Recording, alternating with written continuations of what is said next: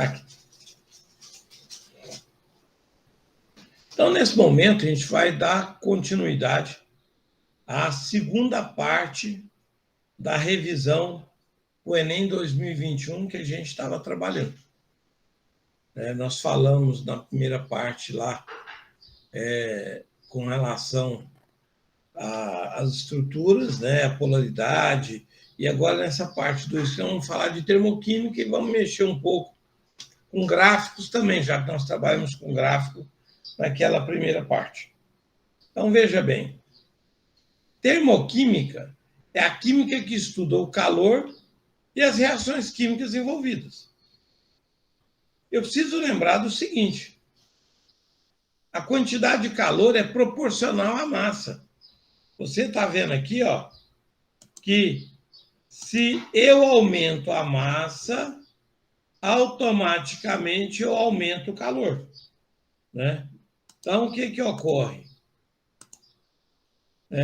Nesse caso aqui, a gente precisa pensar no seguinte: a quantidade de calor ela tem a ver com a massa, o calor específico e a variação de temperatura, o delta-teta. Maior massa, maior calor. Menor massa, menor calor. Essa é a lógica que a gente tem com relação a isso.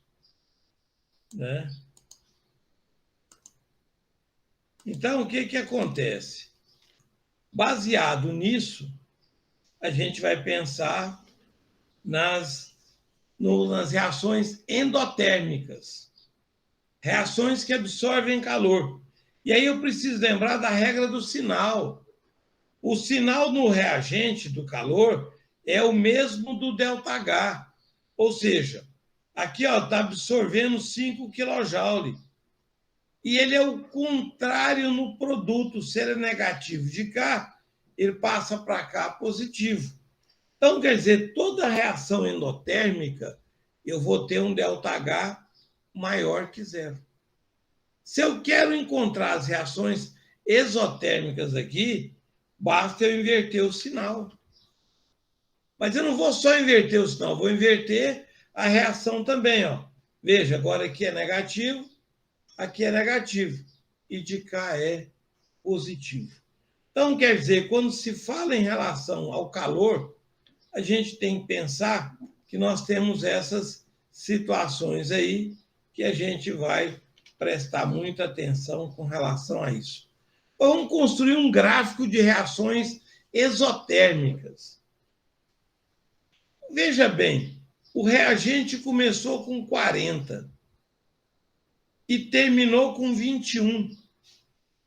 Então, ele perdeu calor, perdeu 19.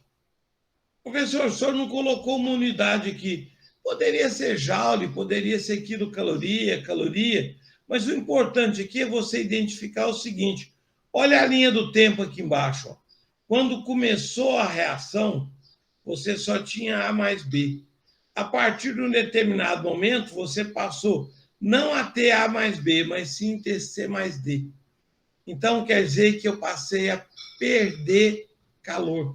Eu passei a perder energia. Então, a minha perda foi de 19. Por isso, o sinal negativo ali, para indicar a perda. Agora, eu tenho um diagrama. Agora, as linhas não são contínuas. Não são pontilhadas, elas são contínuas. Como é que eu vou saber quem é reagente e quem é produto? Olha a seta. A seta sempre vai indicar reagente para o produto.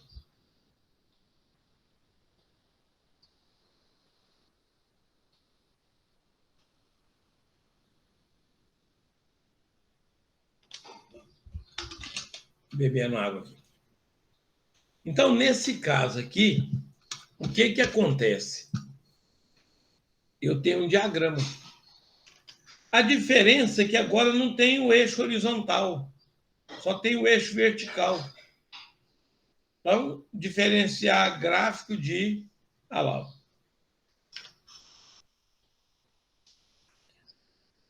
O gráfico ele tem 2 eixos, então eu crio a linha do tempo ele pontilha para dizer que esse aqui existe e que aqui não existia. Aqui existe, aqui deixou de existir. Então fica fácil de saber quem é reagente e quem é produto. Olha lá. Com relação ao diagrama, seta para cima sempre está ganhando, seta para baixo sempre está perdendo. Por que eu posso afirmar isso? Porque sempre o de cima é maior que o de baixo. Então eu posso afirmar nessa situação. Então aqui eu preciso ter uma atenção. Outra coisa, mudança de estado físico e calor. Olha, processo endotérmico, né? Eu tenho passagem de sólido para líquido, fusão, passagem de líquido para gasoso, ebulição, evaporação, vaporização. Gasoso para líquido, liquefação. Líquido para sólido, solidificação. Sólido para gasoso, sublimação. Gasoso para sólido, ressublimação. Então, eu tenho que lembrar que quando eu estou ganhando calor, eu estou nesse sentido, sólido, líquido, gasoso. Qualquer dúvida na hora, lembra do gelo. Né? Pensa no gelo e fala, cara, realmente é isso mesmo. E aí, funciona dessa forma aqui. Eletroquímica é a química que estuda as reações que produzem energia e que consomem energia. As pilhas e a eletrólise.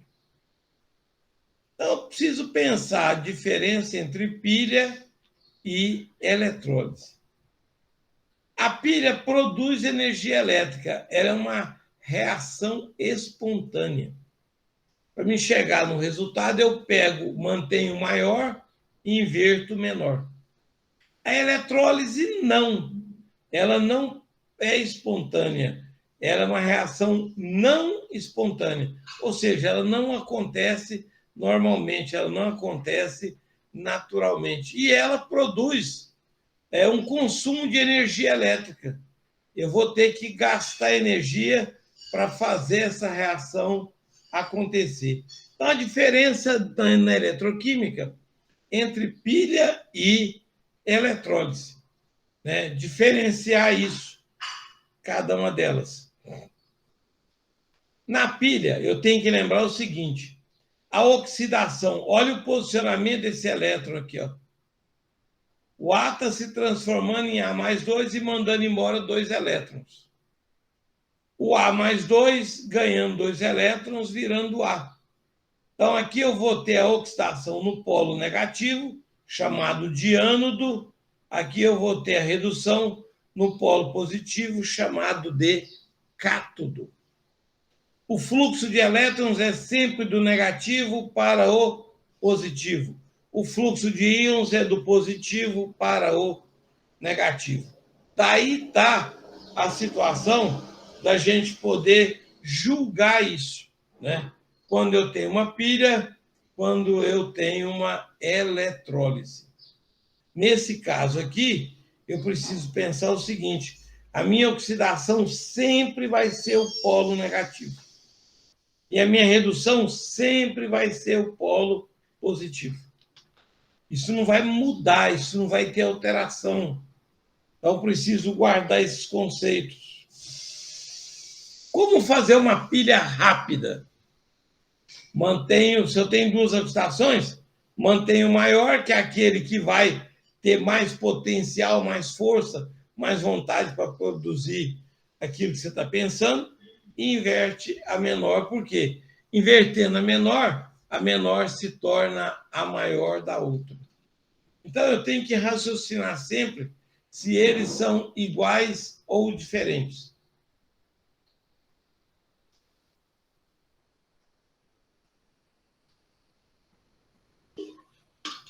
Agora, o que vai acontecer? Um esquema para me pensar. Polo negativo, oxidação. Polo positivo, redução. Polo negativo, ânodo. Polo positivo, cátodo. Oxidação, anódica. Redução, catódica.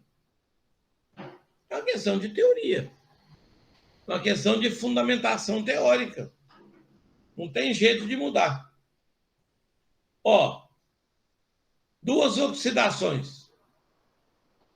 Vou manter a maior. Vou inverter a menor. Mais 0,76 com mais 0,80, 1,56. E mais. Quem é o polo negativo? É o Zn. Quem é o polo positivo? A prata, mas eu vou ter que inverter a prata. Então, aí, eu vou pensar o seguinte: eu vou manter o maior e vou inverter o menor. Feito isso, acabou. Não tem que pensar. Aqui, ó, duas redução. Como é que o senhor sabe? Elétron do lado direito, elétron do lado esquerdo. Mantém o maior. Mais 0, menos 0,76 é maior que menos 1,18. Mantém o maior, inverte o menor. Aí tá fácil agora. Mais 1,18, menos 0,76, 0,42. Polo negativo, polo positivo. Essa aqui foi a que você inverteu. Se você inverteu e ela era uma redução, ela vai virar uma oxidação. Ela vai para o ânodo. Então, para mim montar uma pilha rapidamente, fica fácil. Eu vou manter a maior e vou inverter a menor. Feito isso, a pilha aparece normalmente. Eletrólise. Eu tenho dois tipos de eletrólise. A ígnea, que é a fundida, você vai pegar aquele material e derreter, e tem a aquosa que você dissolve em água. Ou uma ou a outra. Eu até digo que a aquosa cai mais do que ígnea, por quê? A aquosa são 4 reações, a ígnea são só 2. Então, olha a mudança. O polo positivo vai atrair o negativo. O polo negativo vai atrair o positivo. Os opostos vão se atrair. Então, aí fica fácil de eu poder guardar isso, né? A questão do atrair e do repelir, né? O que vai acontecer? Se eu sou positivo, eu tenho que atrair alguém que é negativo. Se eu sou negativo, eu tenho que atrair alguém que é positivo. Aí fica o processo. O mesmo slide. O que mudou? Os polos. A oxidação continua existindo no ânodo. A redução continua existindo no cátodo. É que o polo positivo trocou com o polo negativo. Na pilha, o polo negativo era o ânodo. Na eletrólise, o polo negativo é o cátodo. Então, você trocou, você alterou. E aí, com isso, eu preciso de fundamentar. Vamos resumir isso tudo numa tabela só. Observa, cátodo é sempre redução. Ânodo é sempre oxidação. Eu troquei a pilha espontânea, a eletrólise é não espontânea. Então, preciso pensar nisso aí para eu poder diferenciar. Equilíbrio químico. Equilíbrio químico, a gente fala muito de pH. pH é menos log da concentração hidrogeniônica. Então, por exemplo, pH é 5. Então, a concentração hidroxiliônica é 10 elevado a menos x. Se o x é 5, então 10 elevado a menos 5. Mas se eu quiser usar essa fórmula aqui, é a mesma coisa. é que ao invés de você estar calculando H+, você está calculando H3 a mais. Olha lá, ó. 5, 5, 5, 5. 12, 12. 12, 12. Não vai mudar. E o POH funciona do mesmo jeito. Olha lá, eu tenho que lembrar que o POH mais o pH, somando os dois, dá 14. Então, preciso ter essa ideia. E mais, caráter ácido é quando a concentração hidrogeniônica maior que a concentração hidroxiliônica. Caráter neutro, quando eles são iguais. Caráter básico, quando o ácido é menor que a base ou a base maior que o ácido. Nesse caso aqui, a gente vai aplicar isso ali. Uma escala. Opa!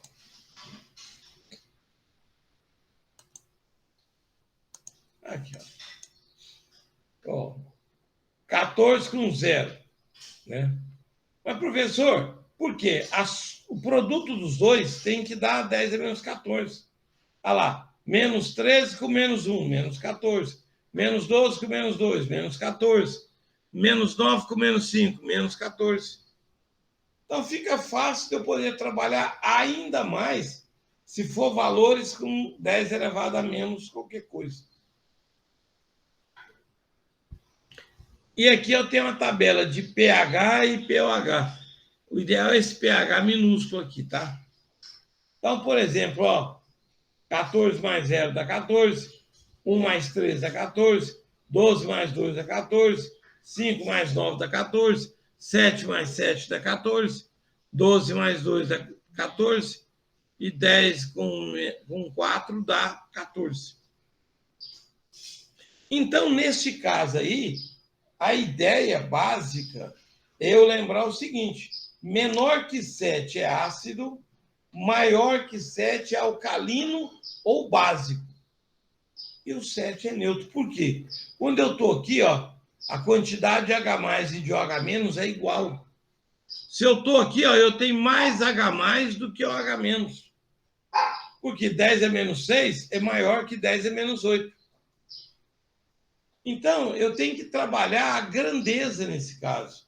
Ficar atento à potência de 10 e ver o que é que nós estamos produzindo aí com relação a isso.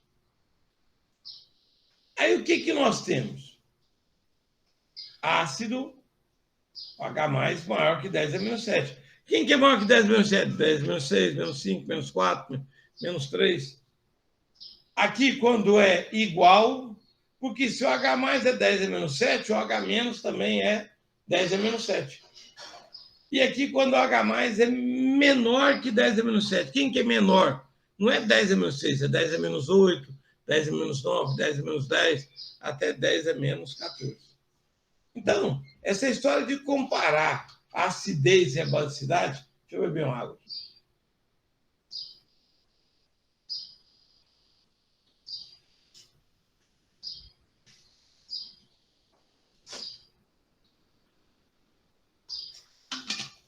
A ideia de pensar nisso é para facilitar a forma da gente poder calcular. Né? Então, quer dizer, se o pH é menor que 7, é ácido. 6, 5, 4, 3, 2, 1, 0. Se ele é o pOH menor que 7, por quê? Porque a soma dos dois tem que dar 14. Né? Então, se o pH é 6, o pOH é 8. Mas se o pH é 8, o pOH é 6. Então, a gente tem que fazer essa relação, lembrando que a soma dos dois, obrigatoriamente, tem que dar 14. Né? Então, o que acontece? Se nós buscarmos entender isso daí, a gente vai ver que não é brincadeira. Né? Agora, vamos discutir isso aqui. Quando aumenta a acidez, o pH diminui. Porque o pH vai de 7 até 0. Se ele está diminuindo, está aumentando a concentração hidrogeniônica, está diminuindo a concentração hidroxiliônica. Por quê? Porque o produto das duas dá 10 a menos 14. Né? Então, o que ocorre? Aí eu começo a olhar e ver isso daí. Né? E se o pH está caindo, o pOH está subindo. Por quê? Porque a soma dos dois tem que dar 14. Né? E tem que dar 14. Então, quer dizer, eu preciso pensar que o pH mais o pOH tem que chegar a 14. Né? E se pensar bem, não tem... a gente vai imaginar o seguinte, os valores são completamente diferentes. Né? Não quer dizer que eles têm que ser iguais. Porque se o pH é 5, o pOH não tem jeito de dar 5. A soma dos dois tem que dar 14. Então, vai dar 9. Então, eu preciso raciocinar aí e pensar bem com relação a essa questão de entender que o pH está diminuindo, a concentração hidrogeniônica está aumentando. Professor, deixa eu tentar entender isso aqui. É fácil. Se o pH é 3, a concentração é 10 a menos 3. Se o pH é 2, diminuiu. A concentração é 10 a menos 2. Só que 10 a menos 2 é maior que 10 a menos 3. Só que 2 não é maior do que 3. Então, a gente tem que pensar o seguinte. Mas se aqui é 10 a menos 3, aqui é 10 a menos 11. Porque se o pH está caindo, o pOH vai subir. Por quê? A soma dos dois tem que dar 14. Então, a gente precisa pensar assim, como precisa pensar em relação à base. Né? Aumentando a basicidade do meio. O pH está subindo. Se o pH está subindo, o H+ está caindo. Aí o H+ está caindo por quê? Porque você tem que lembrar o seguinte, 10 a menos 8, 10 a menos 9, 10 a menos 10, a concentração hidrogeniônica 10 a menos 8, ela é maior do que 10 a menos 9, 10 vezes. E o OH, que é a concentração hidroxiliônica, o produto desses dois aqui, tem que dar 10 a menos 14. E a soma do pH com o pOH tem que dar 14. Então, essa relação de um com o outro, nós precisamos guardar isso para a gente poder não ter dificuldade, né, na hora de lembrar, de falar assim, vamos associar isso, como é que nós vamos fazer, como é que é esse trabalho aí que a gente vai desenvolver com relação ao pH. Porque o pH, quando ele está próximo de 0, ele é um pH pequeno, mas ele é muito ácido. Então, a gente faz uma relação pensando nisso. Vamos imaginar esse exemplo aqui. Eu tenho 2 garrafas de água mineral. Uma garrafa de água mineral de pH 2 e uma garrafa mineral de água pH 5. Eu vou pensar, pH 2, 10 a menos 2. pH 5, 10 a menos 5. Se eu quero saber quantas vezes o 2 é mais ácido que o 5, eu vou dividir a concentração do 2 pela concentração do 5. Lembra que 5 sobe com sinal invertido. Fica 10 a menos 2 vezes 10 à quinta, que vai dar 10 a menos 3. E 10 a menos 3, a gente tem que ter o cuidado de pensar o seguinte, 1000 vezes. É 1 mais 3 zeros. Né? Então, se essa diferença der 10, dá 100, dá 1000, dá 10.000, ela vai mudar de acordo com isso. Para facilitar para a gente lembrar, 10 a menos 3, o pH é 3. 10 a menos 7, o pH é 7. O pH é o número de graça aquele aqui, 10 é menos 11, o pH é 11. Agora, por que eu sei que é ácido, neutro e base? Vamos pensar. Se o pH é 3, então o H+ é 10 é menos 3. O OH- é, professor, é para 14, então falta 11. 11. Se é 11, então vai ser básico, né? Mas 11, professor, não é no pH. Então fica atento. Porque aqui, ó, 10 é menos 11, 10 é menos 3. 1 é o contrário do outro. Aqui o pH é 3. Aqui o pH é 11. pH 11 é básico. pH 3 é ácido. Então eu preciso raciocinar. Lembrar que o produto dos dois tem que dar 10 a menos 14. O produto, não é a soma. É o produto. Então, nesse caso aí, eu preciso fazer um cálculo lá para eu poder chegar nessas condições aí que a gente tem. Aí o que eu preciso raciocinar? Água pura, H+ 10 é menos 7. OH- também 10 é menos 7. pH 7. Por que pH 7? Porque 10 é menos 7. pH 4. Olha lá, 10 é menos 4. pH 1. Por quê? Porque a substância de H+, 10 é menos 4, vai dar 4. Vai dar 1. Então, preciso lembrar o seguinte: quanto maior for a acidez de um processo, maior será a concentração de H+, porém menor será o pH. Por quê? A escala de pH ela começa em 0.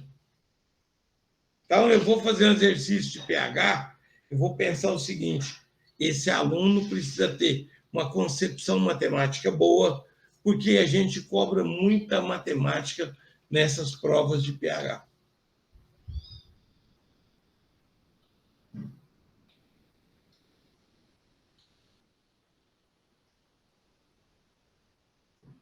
Uma outra saída seria pensar o seguinte: se eu tenho pH, eu sei que eu vou estar trabalhando na base logarítmica. Então, eu consigo precisar isso, né? Por que aqui deu 10 a menos 4, professor? Porque aqui tem 4 zero. E você vai andar com a vírgula até chegar no 1. 4 zero, eu contei o zero daqui. Mas, ó, 1, 2, 3, 4. A vírgula vai parar no 1 vezes 10 é menos 4. Então, vai dar 4. Aqui a vírgula vai andar só uma casa. Ó. Menos 1. 10 é menos 1. Então, eu preciso raciocinar com a questão do pH para que eu possa ter uma visão maior com relação a essa questão e não me preocupar com isso. Por quê? Porque quando eu penso em chegando no Enem, eu imagino o seguinte: é uma prova que a gente tem que pensar no improvável. O que é o improvável? Aquilo que supostamente ninguém falou, que ninguém acha que vai cair. Essas são as escolhas que a gente tem. E aqui eu preciso fazer uma hidrólise, uma quebra pela presença da água. Eu vou separar o Na do Cl. O Na forma uma base NaOH, uma base forte, uma base formada por metal alcalino, e vai formar um Cl-. Então, o Na é a base, o Cl é o ácido. Como eu tenho um ácido forte, uma base forte, eu tenho um sal de pH neutro. Fica fácil a gente poder resolver. Professor, por que não tem hidrólise? Porque a hidrólise só acontece no fraco. Então, não tem hidrólise ali. Quando o ácido é forte e a base é fraca, então eu vou ter um sal ácido. Por quê? Prevalece o forte até a gente pensar no seguinte: e o moderado, professor? O moderado vai julgar em relação ao forte. Ele é mais fraco do que o forte, mas ele é mais forte que o fraco. Então, eu tenho que pensar que o moderado também entra nesses cálculos. Prevalece aqui o valor maior. AgCl. Ag forma uma base Ag ou H. Cl forma um ácido HCl. Então, para mim montar a hidrólise salina, eu preciso saber quem é o ácido e quem é a base. Saber quem é o ácido e quem é a base. Agora, se eu tenho NaCN, Na é forte, CN é fraco. Ó, Na é forte, CN é fraco.